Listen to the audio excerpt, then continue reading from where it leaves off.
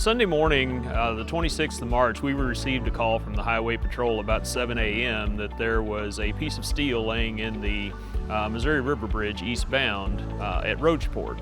So we dispatched our emergency response vehicle up there to see what that was and assess the situation, and found that one of the expansion joints eastbound in the driving lane between the end of the highway and the steel structure of the bridge had broken and actually tipped out of place. And so we closed the lane temporarily with our emergency vehicles until we could get a lane closure crew out there. The joint had been so badly damaged that we didn't have any choice but to take the entire expansion joint out and replace it. And in order to do that, that was going to require a 24/7 lane drop, because once we broke the old one out, we had to keep it closed until we could get that put back in there. Alan and I pulled in St. Louis Bridge due to the fact that they've done a lot of finger joints in their time. The Jeff City crew has done some, but to get this intense into a finger joint, we was wanting to stretch out and try to get a little bit more experience. So when these individuals come in, it seemed like it was a normal day to them. It wasn't really a huge surprise until we got into the deck itself. Once we get into the deck, you never know what you're going to get into when you're working on bridges. Every bridge is a little different. So this one here was actually a little different than all of us have seen before. How the setup was, how the finger plate was welded to the T-plate, how the T-plate was bolted to the angle plate. There was a lot of different parts in there than what we were used to seeing, all of us.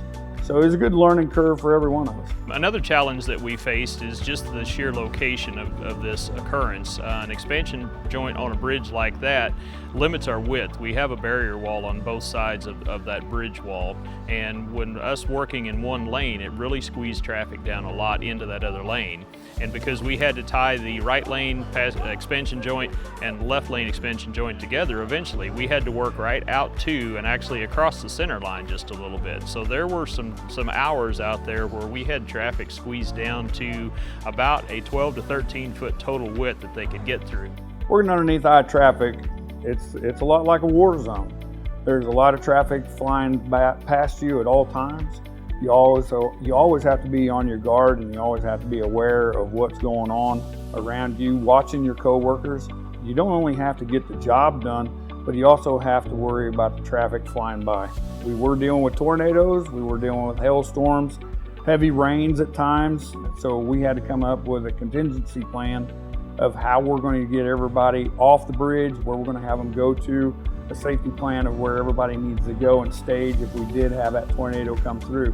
It wasn't very far away. That's where Columbia Shed and Boonville Shed both were keeping up with our lane drops, our weather conditions. It takes a lot of toll on folks. There's a lot of work happening out there. It's a lot of physical activity. So, like I said, keeping enough people there that we can give each other breaks. And as far as we're aware, we only had one minor incident in the entire length of time we had that closed. It was a rear-end collision at the back of the queue, but it was minor, and we were able to clear that off the highway within 20 minutes and have both lanes open again. Considering the location it was and the fact that there was no easy detour route around it, we do consider this to be a very successful project.